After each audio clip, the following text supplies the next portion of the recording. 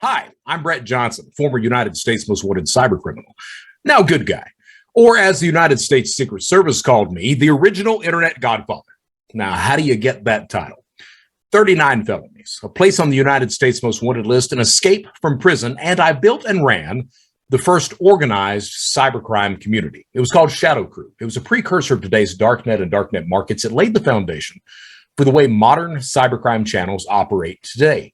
Those 39 felonies, well, they had to do with refining modern financial cybercrime as we now know it. Credit card fraud, phishing schemes, tax return identity theft, stimulus fraud, synthetic fraud, refund fraud, you name it. I was on the ground floor of developing most of it. Now, of course, I went to prison, deservedly so. Now, there's a whole story behind all that, but we don't have time for that right now. Why? Well, because today, it's time for the Brett Johnson Show. Today's episode, follow up from the Lex Fridman Show when we come back.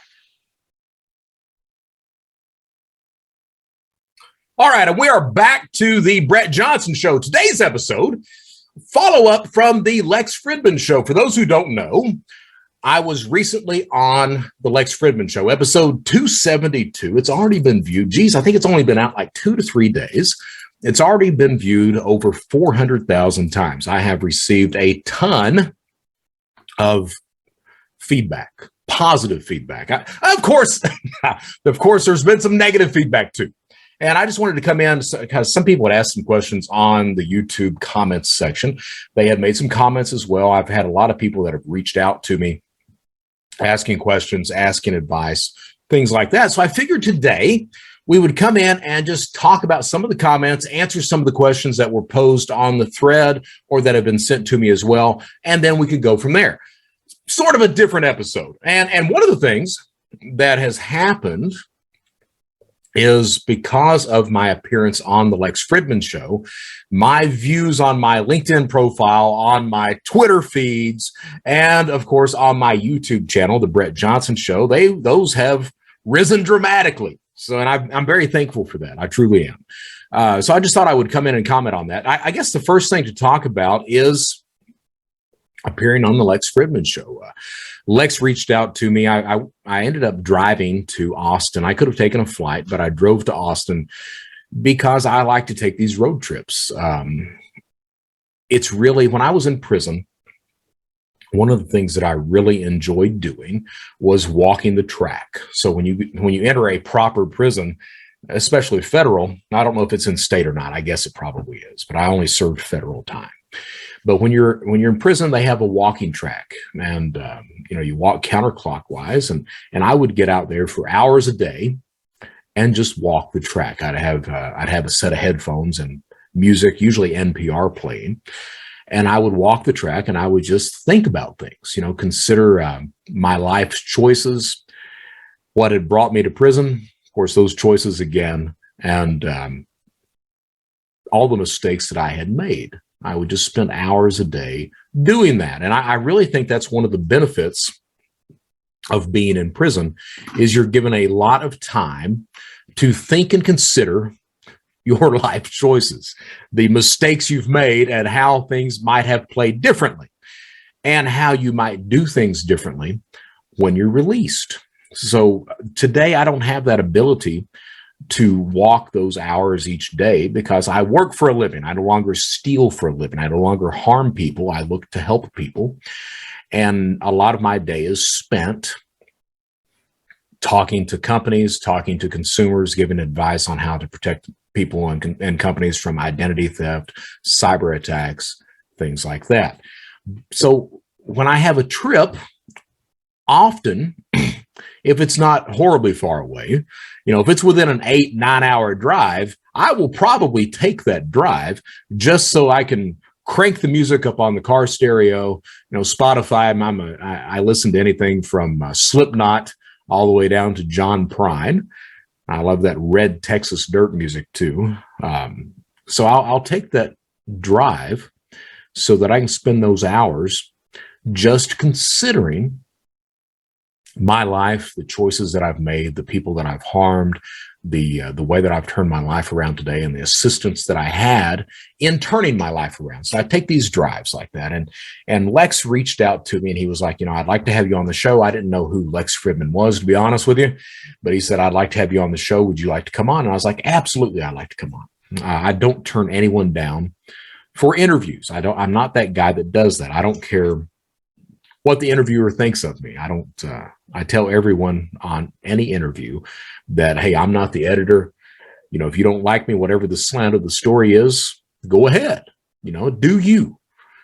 And it's worked out pretty well. I had one podcast that I appeared on way back when I first got started in this legal career of mine. I had one podcast that I appeared on where the interviewers were just at the very beginning, at the outset, they had tried to make it a hit piece, and they tried, and they were truthful but slanted at the same time, and it still turned out all right. I mean, I thanked them for having me on the show, and I was very grateful that they did, because I figured that, hey, you're going to have people that are negative, that don't believe you turned your life around. And I think that's justified. I want everyone to know that I think that's justified. I was a lifetime criminal, and the number of criminals who actually turn their lives around, unfortunately, are very small. I got to tell you guys that if you know anybody that has committed crime, that's served prison time, anything else like that, I served right at 7 years total. When I got out, I did not want to commit crime. And it's not just me. When most people are released from prison, they don't want to commit crime. They really think that they're going to live a legitimate, proper life. But the problem is that you're released from prison with the exact same tools with which you enter. All right. And that being said, unless you have a lot of help from people that you've probably hurt all your life, you are not going to be able to turn your life around. Just because you want to turn your life around doesn't mean you can't. That you have to make that active choice to do it, but you have to have a lot of help from a lot of people to be able to do that as well. And I think that, I had a lot of help. I had a lot of help. I had the assistance of the FBI. I had my wife. I had my sister. I had all these industry people from cybersecurity and from anti-fraud that also helped me and gave me that opportunity to turn my life around. So I'm adamant about letting everyone know that I really believe that if I hadn't had that assistance, that I would be back in prison for about 20 years. Excuse me. I just wanted people to know that. So I appeared on the Lex Fridman show. We talked for I didn't know how long the interview was going to go. I really didn't. I had never watched an episode of his. I had looked at some of the people that he had interviewed, but I had never watched an episode. So I didn't know how long the interview was going to be. We talked for over 3.5 hours. The published interview, as far as I can tell, nothing was really cut from it at all.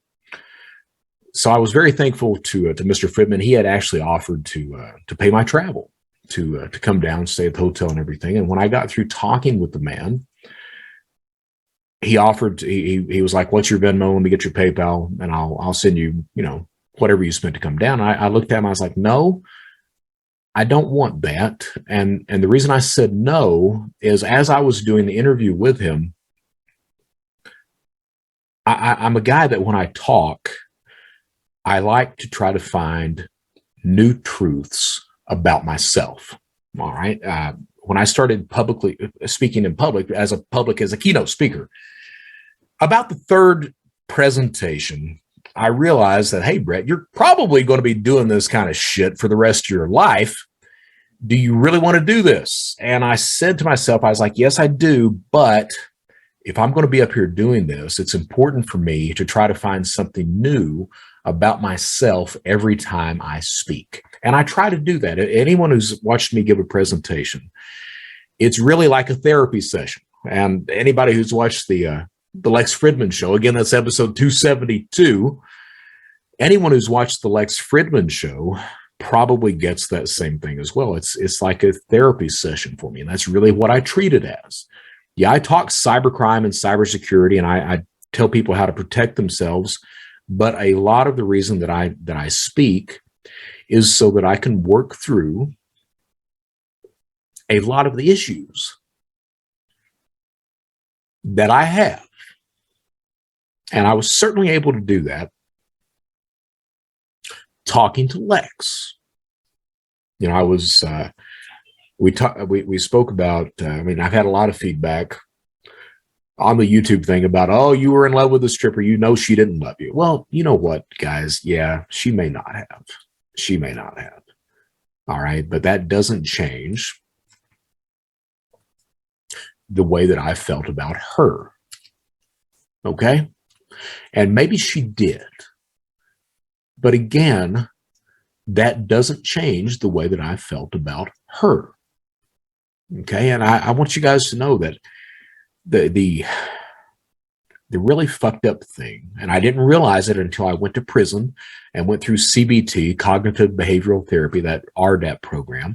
I didn't really realize it until I came out of that. And it took a couple of years after that for it to really hit. But my addiction was committing crime. And anyone who has an addiction, the addiction comes first. You can't really love anyone when you're addicted to something. So, of course, I was addicted to crime. She was addicted to cocaine. Was there any real love there? I don't know. I don't know. I know that I put crime above that relationship, and I regret that every day. Every day.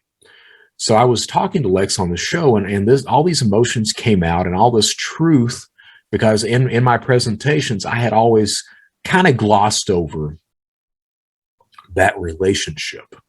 And the presentations were basically me kind of laughing and making fun of it, saying, well, I'm that one guy in the world that fell in love with the first stripper that he sees. And there's truth to that, but it goes a hell of a lot deeper than that. We were both two damaged individuals. We both had our addictions and our demons.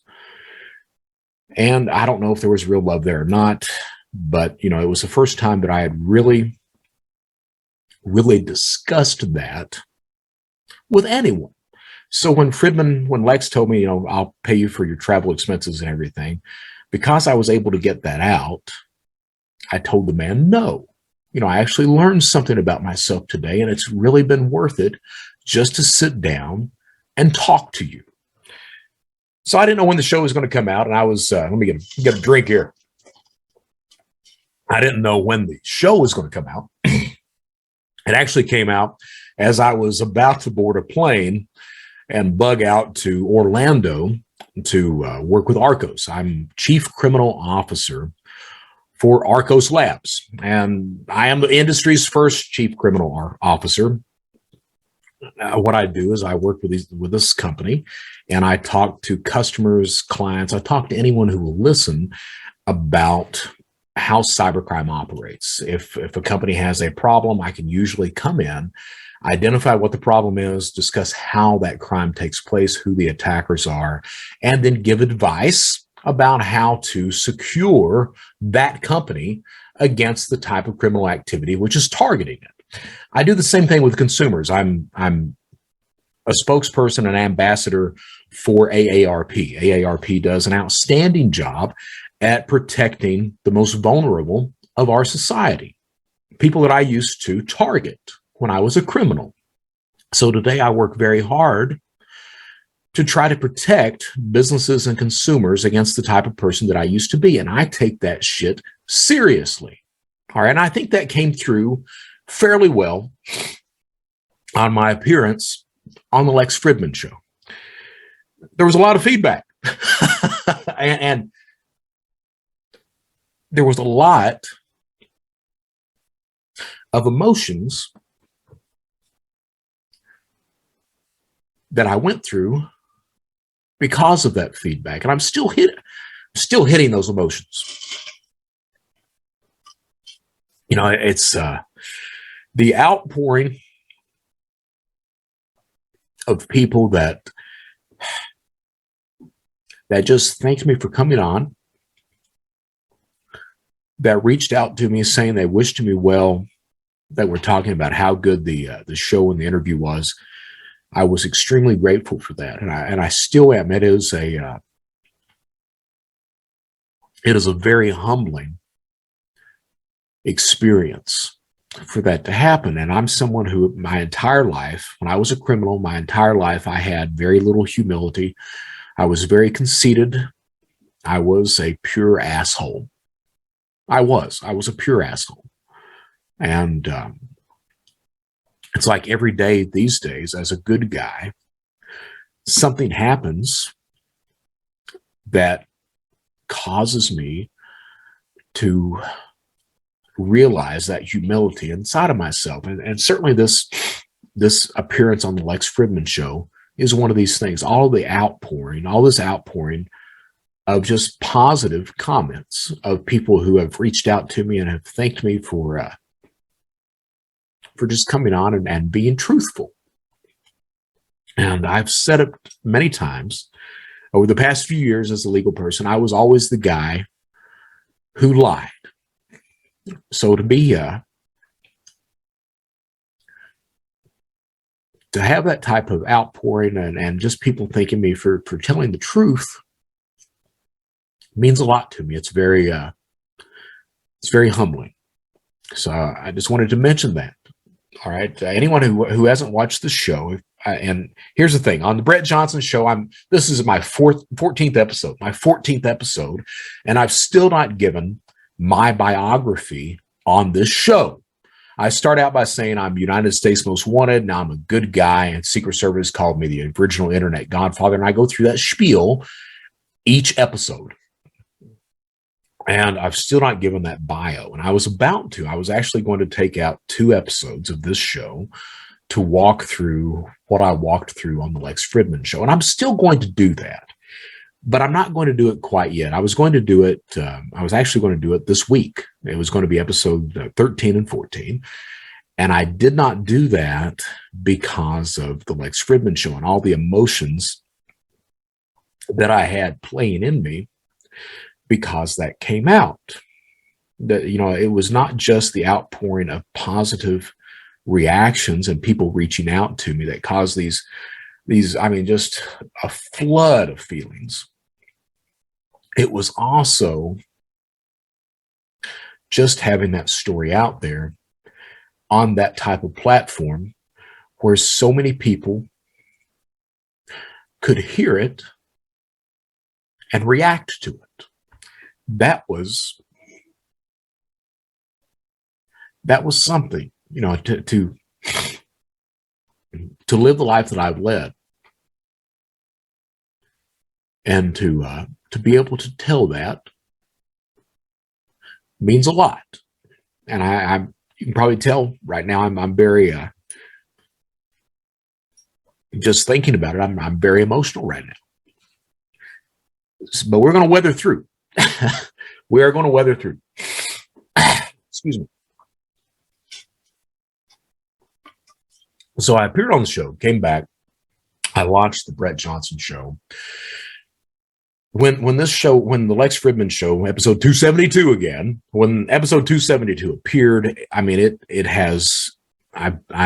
been getting a constant barrage of feedback and messages. I only had on my YouTube channel, I only had about 160 followers, subscribers. I have not built a website for it yet. I've not put it on Spotify for audio. I'm going to be doing all that this week and next.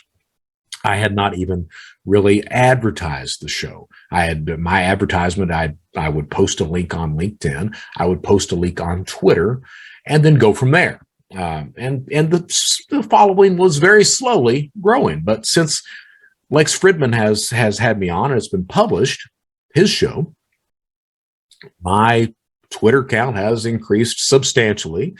My YouTube following subscribers has increased from about 160. I think it's at about 700 right now. And I'm thrilled beyond belief. I am. And I've gotten a lot of feedback I've gotten a lot of feedback from people who have listened to episodes of the Brett Johnson Show, and they've given their opinion. So I wanted to comment on that, about what the Brett Johnson Show is, about some of the mistakes that I've made. I've had a few comments about me being very loud on this show. And yes, yes, I have been very loud. I think some of the feedback said, use the word screeching. You're absolutely right. You're absolutely right. And I apologize for that. I'm going to try to fix that. I'm not, I'm very toned down today. There will be points where I'm angry and it shows. There will be points where I'm loud and it shows. Some people had commented that I use these voices too much. You're probably right. I'm going to try to calm that down as well. Now, there's a few reasons for that. The first is this show, a lot of the times with podcasts, the guest is what actually generates the content. So if you think about Joe Rogan, if you think about Lex Fridman, some of these other podcast hosts, the guest is what really generates the content of that episode. I did not really want to do that. I wanted to have a show because I am the guy that knows probably more about cybercrime and that criminal mindset than most anyone on the planet. It may sound conceited for me to say that, but it's the truth. All right. I did not want to have a show where I would simply bring someone on to provide content for my show. I wanted to provide my own content. Now, that doesn't mean that I won't have people on to interview them. I certainly will. All right. I'm working with a victim right now. She's a victim of Zelle social engineering fraud. And I'm going to the mat. I thought I had gotten her money back from Wells Fargo. Wells Fargo declined that. So I'm going to the mat with her. We're going to have the press out there. We're going to do all these other things to try to get this woman, this victim, her money back. I will probably have her on this show for, like a 15 to 20 minute segment to tell her story as I discuss Zelle fraud and as I give advice on how what victims need to do to help get their money back. All right. So I will have individuals on, but I want it clear that the people that I have on are not there to generate content for the Brett Johnson Show. The people that I have on are there for a specific reason. I'm not going to have someone on just to have them on, just because they're a big name, just because they can generate more views for me or anything else like that. I want there to be a point to my having guests on. And my opinion right now is that if I do have a guest on, that they're on for, a 15 to 20 minute segment of the overall focus of that specific show. That may change. I may find someone that I really want to have that show as a discussion. For example, I talked about on Fridman's show, episode 272 again. On Fridman's show, as a result of that, I had an individual reach out to me, and she said that her life was very similar to mine, that her dad was the abusive parent instead of her mother. And we talked on Twitter, on direct messages and everything like that. And I would really like to, I'm thinking about having her on to discuss that idea of child abuse, of how a child's upbringing does matter. Okay. I'm adamant about letting people know that my choices as an adult are mine. All right. They are. When I became an adult, I chose to victimize people. I chose to bring harm to people. As a child, you can't help that.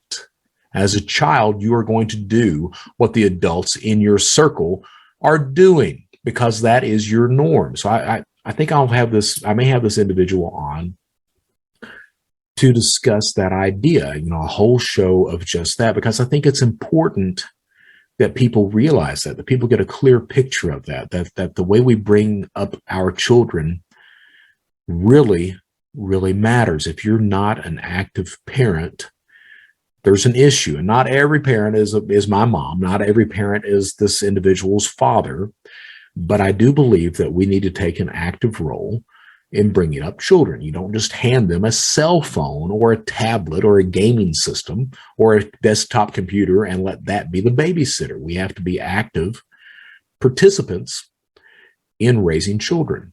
And I think it's important that we do that. So I will probably bring this person on for a whole show. But I just want people to know that's the focus of it. Now, I'm 14 shows in, and I've done a lot of voices. I've done this kind of foghorn, leghorn type good old boy for a lot of the shows and everything like that. And honestly, the reason for that is because the way I'm doing this show is brand new to me. It's brand new. All right. It'd be very easy for me to go and get people to come in and I just talk to them the whole hour. But I wanted this show to be, the Brett Johnson Show, to be something where it's not only me talking about cybercrime, but me also, viewers and listeners get that sense that, I'm a recovering criminal. All right. I'm not recovered.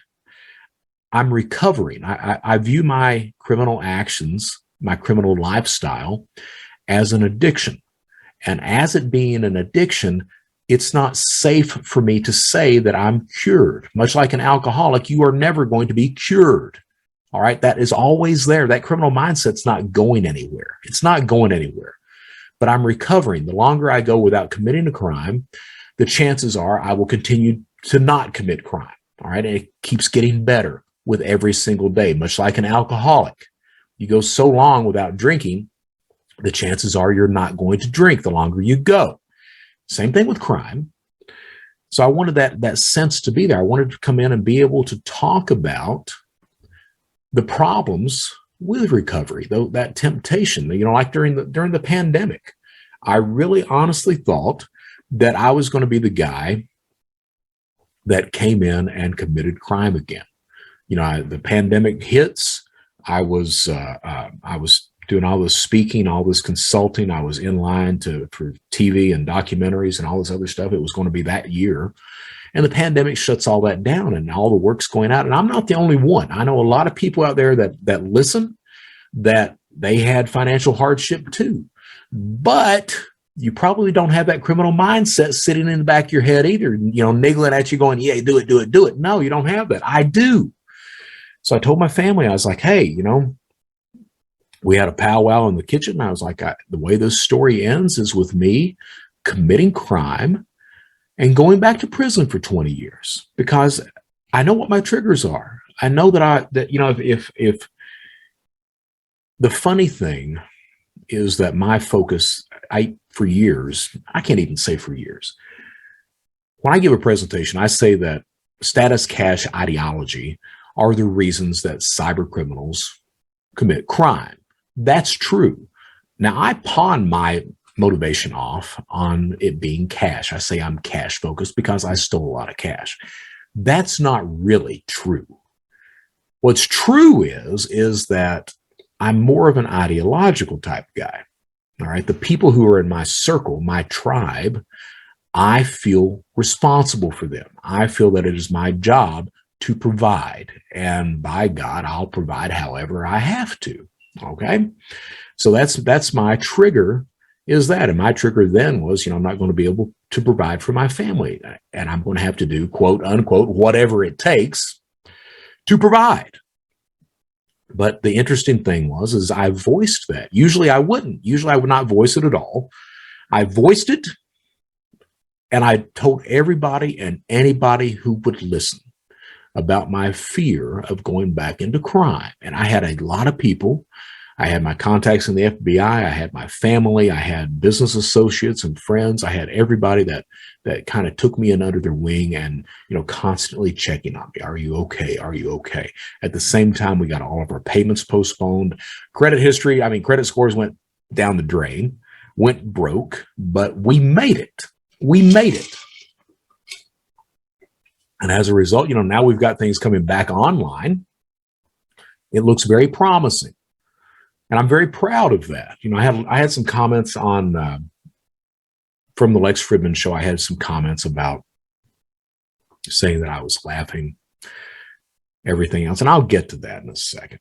But I wanted people to realize that. So this show that I'm doing, the Brett Johnson show, to me, it's a much more naked Brett Johnson.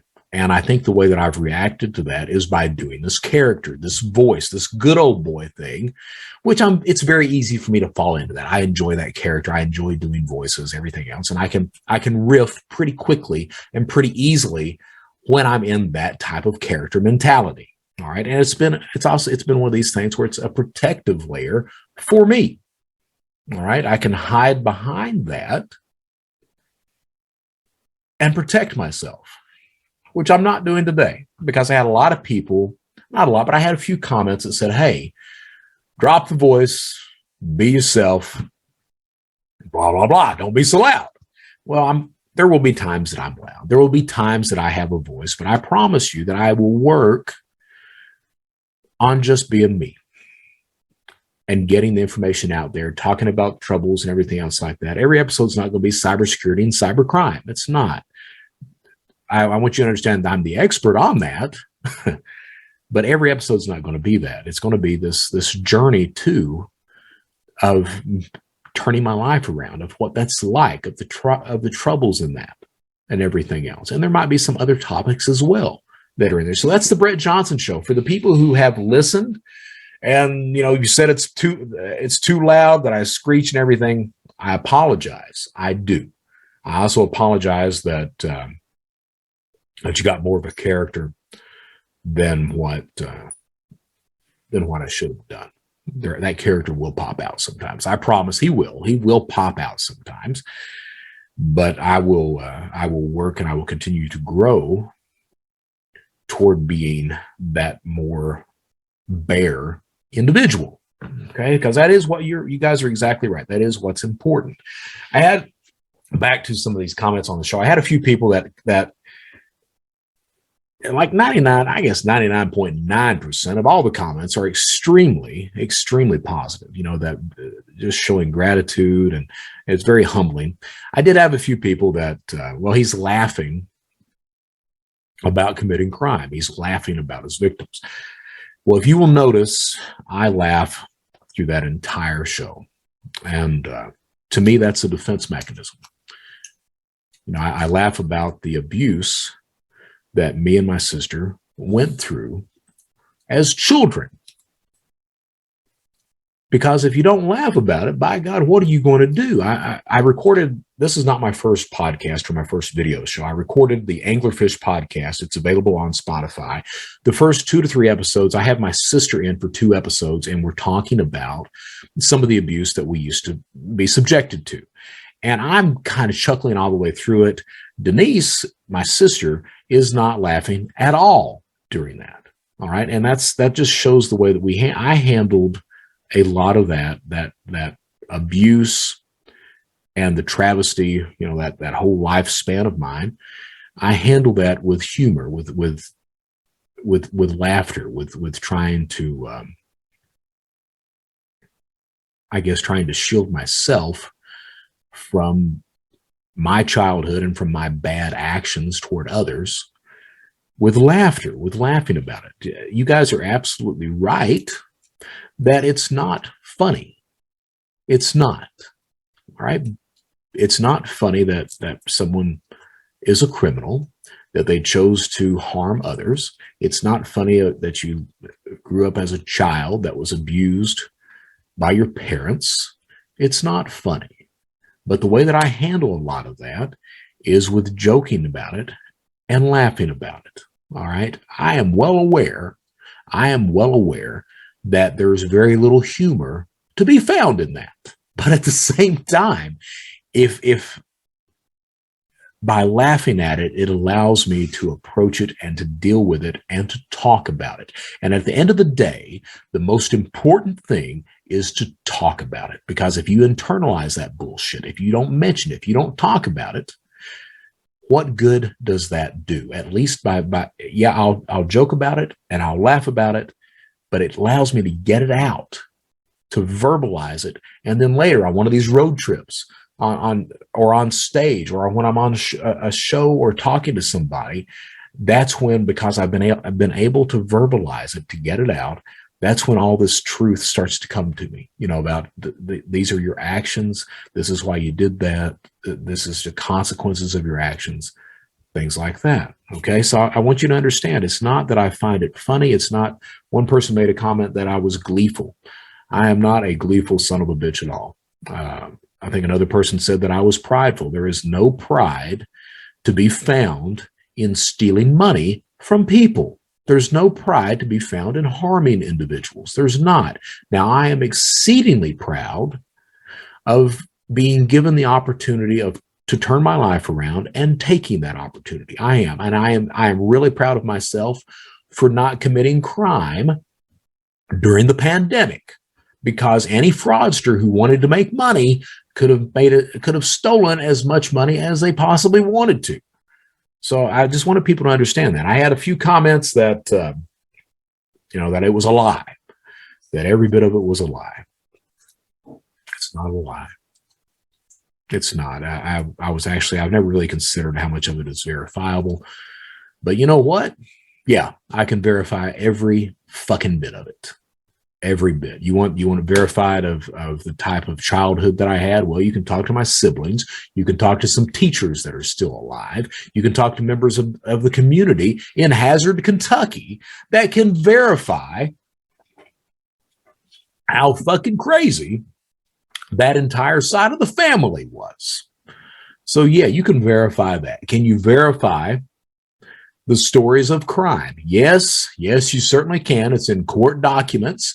There's an episode of Colonel Panic that talks about me and has the FBI on the same episode talking about it. So all that's verifiable. Can you verify my life after I was incarcerated and released? Absolutely, you can do that. Absolutely. Every single aspect of this can be verified. Now that being said, let's be honest. A lot of people who are saying that aren't really wanting to know the truth, because it's easier to label somebody a sociopath or a psychopath, because that allows you to distance yourself from that individual. The truth of the matter is that every single one of us has the capacity to commit crime. It's just what the triggers are. Every single one of us has that. And I'll grant you, my triggers are probably a lot lower than your all's. But all of us have that. So it's easier for people to label someone something instead of looking at that person as a human being and saying, well, yeah, I can see how that could happen. I could see how I might commit crime too. And I'm not saying you guys would, but I am saying that just throwing this shit out there and saying someone's a sociopath or a psychopath, I'm not saying that I'm not. I don't think I am.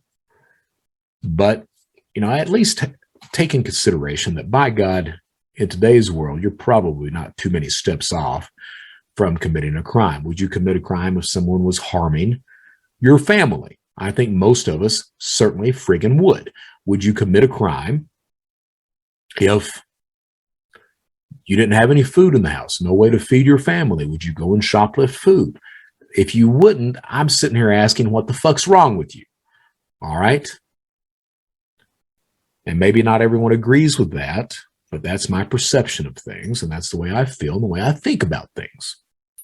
I think that we all have that capacity to commit crime.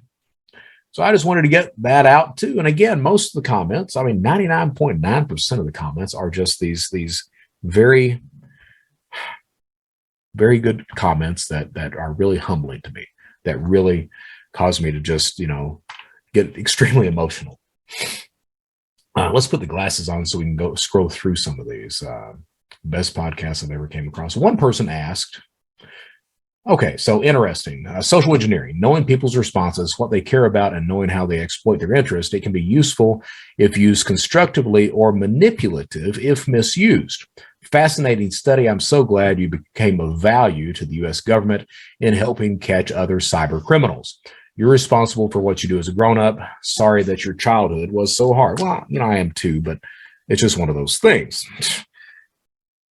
Social engineering. There's a few comments about that, about the manipulative nature of social engineering, and it is.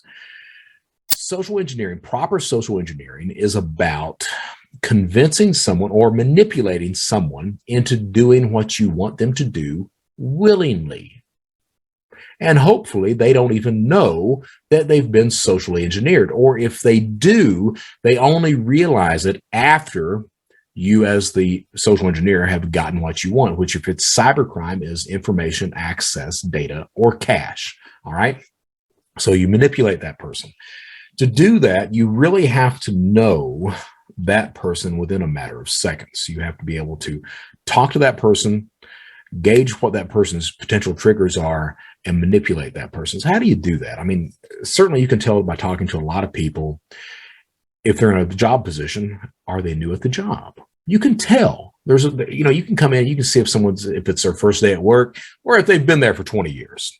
And that will help determine how you try to manipulate that individual. Same thing if you're doing phone fraud. If I pick up the phone and I'm spoofing, say, the Internal Revenue Service's phone number, and I get someone on the other end of the line, a potential victim on the other end of the line, I know simply by them picking up and the way they answer the phone and that first couple of lines of dialogue between us, I know if that person is going to be easy to manipulate or not. All right.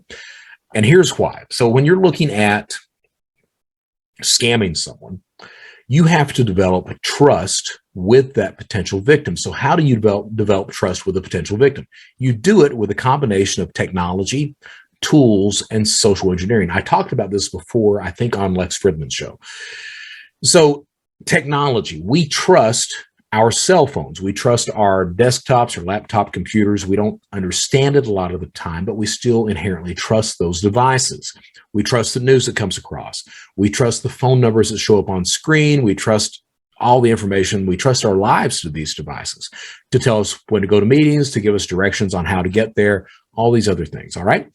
What we don't understand is that criminals use a variety of tools to manipulate that technology.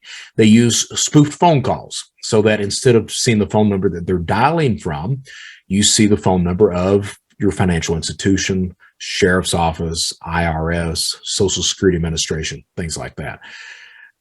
And then finally, once that's done, that tends to lay a base level of trust. Once that's established, then we see how good of a con man, liar, social engineer the criminal is in order to manipulate that potential victim into giving up information, access, data, or cash. So if I'm social engineering someone, knowing its technology, tools, and finally social engineering, the technology and tools are taking place before I even engage with that potential victim. I spoof a phone number, call that potential victim picks up the phone, they see on their caller ID that it's the sheriff's office. Now, they see it's the sheriff's office, they pick up hello. I know initially from that hello, the tone, the feelings behind it, how that person is receiving the phone call. All right. Do they think there's a problem? Are they questioning whether it's a legitimate call, anything else like that? The next two lines of dialogue is going to tell me how much authority that person is going to give me, the criminal, in manipulating them. All right.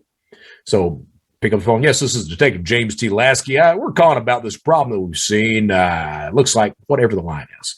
However that person responds to that tells me how easy it's going to be for me to manipulate them. Is it going to be a hard sell or is it going to be a light sell? Is it going to be something where I can just kind of skip off the top and get what I need them to do? Or is it going to be something much more complicated? This is Social Engineering 101, by the way. This is how you manipulate people. Nothing to be proud of, but that's social engineering. Can social engineering be positive? It certainly can. It certainly can. During the pandemic, for example, we had a lot of social engineering going on from both sides. You had the CDC, you had the Democrats and everybody else talking about vaccination, booster shots, You had the CDC that was hiding information from people, and all that was done as a way to try to manipulate people to get their vaccinations. And you had the Republicans that were talking about, well, we don't need masks, we don't need masks, we don't need masks, or whatever they were talking about. And was there truth to that? Well, yeah, there's some truth to that. All right. So it can be positive, it can be negative. A lot of it is going to matter about whose viewpoint it is. Is it positive or negative? Okay. And the actions, what you're trying to do with that individual that you're trying to manipulate. I personally, the problem is that everyone is manipulated every day, by the media, by the news, by TV, by our families, everything. We're manipulated every day. And we as human beings, we tend to want to trust one another. A criminal social engineer understands that, inherently understands that, and uses that to his or her advantage to manipulate that potential victim into doing what they want them to do. Okay, so that's social engineering. We can do shows galore on how social engineering works and everything like that. I will tell you that there is a huge difference between a criminal social engineer and one of these white hat social engineers. And that difference is the motivations are far different.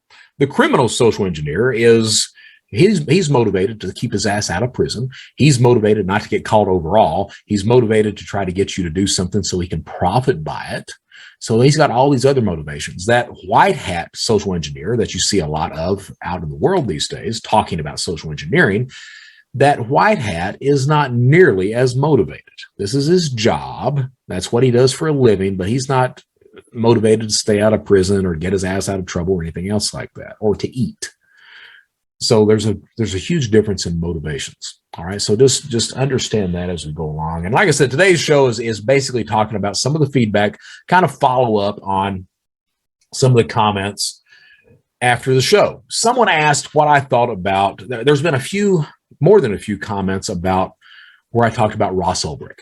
For those who don't know, Ross Ulbricht is the guy who started Silk Road, really the first successful dark web marketplace. Now, I started Shadow Crew. Shadow Crew is a forerunner, a precursor of today's darknet and darknet markets. And what Shadow Crew did was it provided a trust mechanism for criminals to use, because criminals have to be able to trust each other. If you can't trust your criminal associates or who you're buying from or anything else like that, you are not going to do business with them. Shadow Crew provided that mechanism that now allows all these criminal networks, websites, and marketplaces to operate. It's still used today.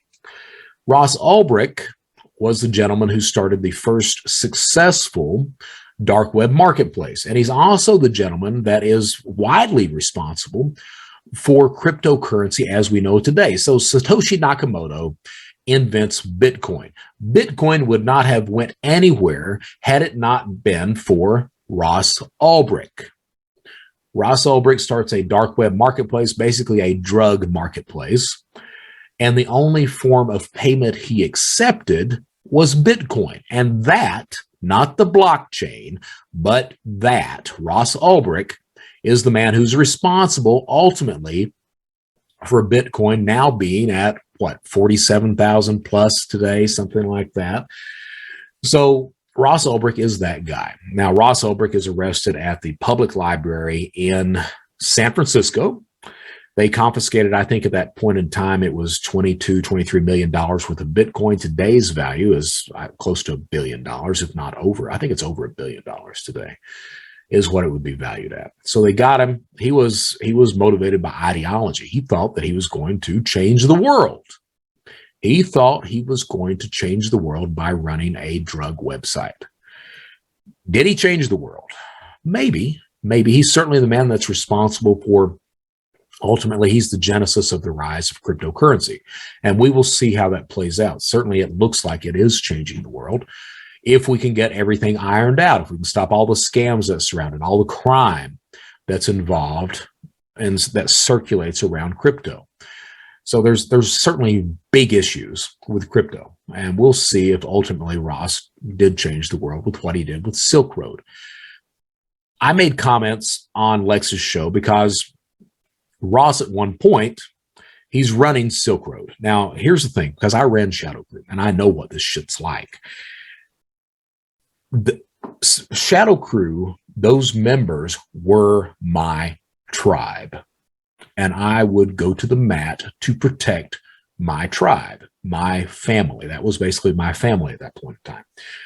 It's no doubt that Ross felt the exact same, that the people who did business on Silk Road, those were his tribe members, and he would do whatever it took to protect them. The reason I say that is because Ross Ulbricht Ross Ulbricht tried to hire hitmen to take out people who were threatening him. Now, there were some people who commented that, oh, that didn't happen. Well, yeah, by God, it happened. You like it or not, it happened. Let's at least agree to be truthful about things. All right, it happened. I think the reason it happened is because he felt the necessity of protecting his tribe. Okay, now he was not charged with that. I think it was probably used as relevant conduct. I'm sure someone can chime in and tell me whether it was. Now, relevant conduct, what that means is that you're not charged with it, but at sentencing, the judge can consider it in order to give you your prison sentence. So it was probably used as relevant conduct. While he was not charged for it, it still matters when the time is given to the guy. He was given not one, but 2 life sentences. My thought on that: for years, I have thought that Ross Ulbricht deserved that life sentence. Okay? I no longer believe that. See, it's okay to change your opinion, to change your mind about things. If you are, if you're faced with a different point of view, and someone talks to you, or you get new evidence in, or anything else like that, and you change your mind, you are allowed to change your mind. It seems like in today's world that once you have an opinion, you can't change your opinion. Yes, by God, you can change your opinion. And I'm of the opinion that Ross Ulbricht does not deserve life in prison. He doesn't. He ran a dark web marketplace. He sold a shitload of drugs. This was before fentanyl really came into play. He sold a shitload of drugs. Most of those drugs was marijuana, maybe some ecstasy. Certainly there were the harder drugs like meth and cocaine and heroin and things like that. But most of the drugs sold were marijuana. As a matter of fact, most of the drugs sold today on dark web drug marketplaces, marijuana. People just want to get high. Maybe marijuana, maybe some ecstasy, shit like that. Yeah, the harder ones are there, but most of the sellers are just wanting to get a little high on pot. Do I think that Ross Ulbricht deserved life in prison? No, I do not. Now, he's already beaten one of the life sentences. Do I think that he will beat the other one? I don't know. I am hopeful that at some point his case is reconsidered or the sentencing guidelines change and the man can get his ass out of prison and live his life. All right. I think he did a lot of harm. I do. He broke the law. Anybody that wants to disagree with that, get fucked.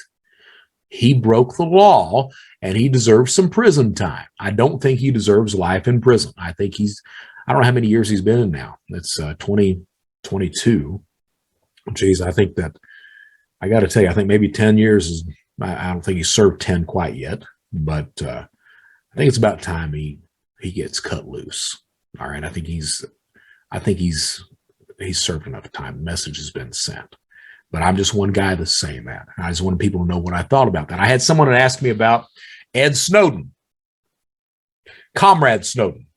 That should right there tell you exactly what I think about Edward Snowden. I think that Edward Snowden is a pure piece of shit. All right. Was he right about what he said? Yes, he was right about what he said. All right. Did anyone care about it? No, no one in the United States really gave a shit. We in the United States have historically not cared about privacy. We've not cared that the government spies on us. Ed Snowden, he steals all this data. If anyone wants to know how much data, how much information he stole enough information that if it were printed out, it would fill the back of a dump truck. So this bullshit that he tried to sell everybody that, oh yeah, I made sure that all the data that I stole, none of it was dangerous. He's full of shit. He doesn't know everything that he stole. He just stole everything that he could. And then what did he do? He ran to Russia, where he now, if anyone isn't aware of it by now, you should know that he is all Vladimir the Impaler Putin's pet. There's a reason that he's not talking about the Ukraine right now. And that's because he knows if he says anything negative about Russia right now, his ass is going to be out in Siberia or whatever they do with him right now. I do not respect, I do not like Edward Snowden. I think that he is a worthless human being. And that's coming from a guy who used to be a criminal that's saying that. Bradley Manning. I respect Bradley Manning far more than I do Edward Snowden, because at least Brad Manning, now Chelsea, at least Brad Manning had the courage to stick around and stand up for what he believed was right. Now she, all right? But he believed in that. He believed in it enough to sit there and take the consequences. Edward Snowden ran like a dog because he knew, first, I don't think he believed what he was doing at all. I think he just wanted to raise some hell. All right? And he's profited by it every single day since that point. So no, I don't like the guy. I don't like him at all. I respect Manning far more than I do Edward Snowden. And I don't even support what Manning did. There were channels that both individuals could have went through to blow the whistle on things, and they chose not to. All right. But I respect Manning far more than I do Edward Snowden. Julian Assange. While we're on the point of all this shit, what do I think about Julian Assange? I think he needs to get his ass over here and have his day in court. That's what I think. I've actually talked to Julian Assange before. He's an extremely, my God, he's an extremely brilliant man. I mean, he truly is. I've had the opportunity and somewhat the pleasure of talking with him before, and I found him to be a very intelligent man. I also thought that he had a lot of cognitive dissonance going around because he was in the embassy at that point in time overseas, and the Ecuadorian embassy, he was over there, and the cognitive dissonance came in that he was saying that it was the same as being locked up in prison. No, it wasn't. He chose to hide out in the embassy, and he had a very nice apartment in there. He had cats that some people say that he was abusing. I don't believe that bullshit for a second. But it was not the same as prison at all. At all. I think that he needs to get his ass over here, have his day in court, and if he is truthfully a journalist, that he will be cut loose. The problem is I think everyone knows that he wasn't just a journalist. The evidence from what I've seen points to him assisting and conspiring with Manning to steal that data. That is not journalism. Sorry, it's not. That is espionage. So there's a difference. All right. But I respect, out of all those individuals, Assange, Snowden, and Manning, I respect Manning more than any of them, because Manning had the courage and the guts to stand up for what he at the time believed was right. And I respect that. I may not agree with your actions, but I respect you that you were man enough at the time to stand up for what you believed in. And now you're Chelsea, is Chelsea Manning now, and I respect Chelsea Manning for everything that she decided to stand up for at that point in time. Absolutely. So that's what I think about that. Let's move right along since we're talking about some more of this stuff. Let me put on my glasses. We'll scroll through. Let me read you this message that I got on Twitter from this young man that is going into cybersecurity now, or computer science is what he's going through. Actually, he's not on Twitter. He's on my email. So give me just a second. Let me pull this up. I know. I should have already had it done. You should have already had this done, Brett. I didn't know I was going to do all this. All right, let's see where. There we go. Load this up because I want to read this to you. It's very it's very interesting what this young man sent me. So he sent me, I won't tell you his name because he may not want it out there. All right, but I'll read you his email. He says, Dear Mr. Johnson, my name is blah, and I'm 21 years old, and I wanted to thank you for the interview you gave on the Lex Fridman podcast. When I was 14, I became a criminal hacker. I stopped when I was 16 because I saw the damage I was doing to people. And for the last 6 years, I've been doing nothing but trying to redeem myself and turn my life around because of the things I am truly haunted by. On the podcast, you talked about how being a cyber criminal is an addiction that a person will go to any lengths to fulfill, even if it meant hurting the ones they love. I cried when listening to your story, even though the things I did were on a much smaller scale. I could relate to it for a lot of reasons. I am now going to college for a certification in cybersecurity, and I'm trying to become a pen tester so I can hack things legally and actually help people instead of hurting them. Thank you so much for telling your story. It really meant a lot. So I've been talking to this young man, and the young man, I mean, he's got a lot of guilt about the crimes he committed, the harm that he caused. And I was talking to him last night by text message. I sent him my phone number. I told him, I'll help you any way that I can. Once you get your certification, I know a lot of people these days. I'll see if I can help you with employment if you need some of that, everything else. And I told him if he needs anything, to not hesitate to reach out to me, that I'm more than happy to try to help him, talk to him. He can rant, he can bitch. If he just wants to talk to somebody, hey, man, I'm here. So I sent him my phone number. He texted me last night. We're sitting there talking, and he was talking about the guilt that he felt. We were texting. He was texting about the guilt that he felt. And I was like, look, man, I said, you really need to forgive yourself for what happened. You were a child. When you did this. It was a mistake. You made a bad choice, but you've learned from that. And look what the positive things that you're doing now. And he sent me a message back. He was like, have you forgiven yourself? And the answer I gave him was no. No, I've not. And I don't think I will. I think it would be nice to, but I don't think I have the capacity to forgive myself for a lot of the harm that I've done in this world. So I told him that, and we talked a little bit more. That was kind of the end of the conversation, and it hits me. I mean, it's easy to say these things. You need to forgive yourself. It's very easy to say it or to tell someone else that, but it's very hard, very difficult sometimes to do it. I don't know why I shared that with you, but I just wanted to share that because I got more than just this young man reaching out to me. I got a lot of people with the same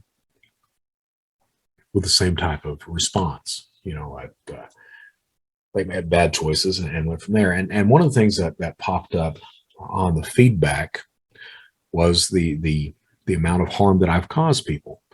And that's what I wanted to talk about. I'm sorry. But one of the people responded saying that they took exception to me saying that while I had regrets, that I would not change anything, that I would still do the exact same thing over. And the reason I said that, I talked about it on Lex's show. The reason I said that is because I like the person that I am. And it's true, but it goes a little bit farther than that. At the same time, I know, this is also for the people who talked about Jesus on the threads. I wish that I could have the faith in God that other people do. Okay? I truly wish I did. It's not that I tried to deny it. It's not that I don't want it. I wish that I had that ability to have faith in God and that I can believe in that.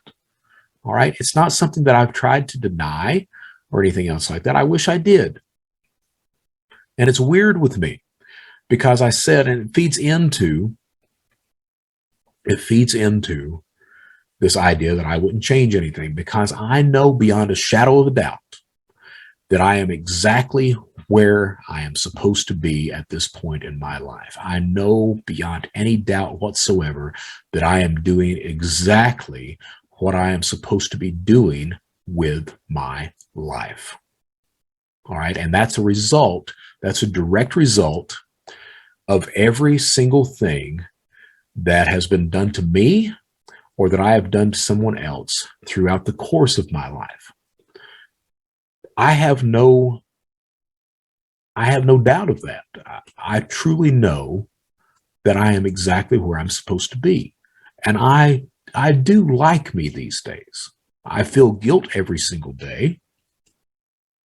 I'm often emotional, but I like who I am. I like who I'm becoming every day. And I know I'm doing what I'm supposed to do every day. Now, does that mean that I don't regret hurting people, stealing from people? I do every single day.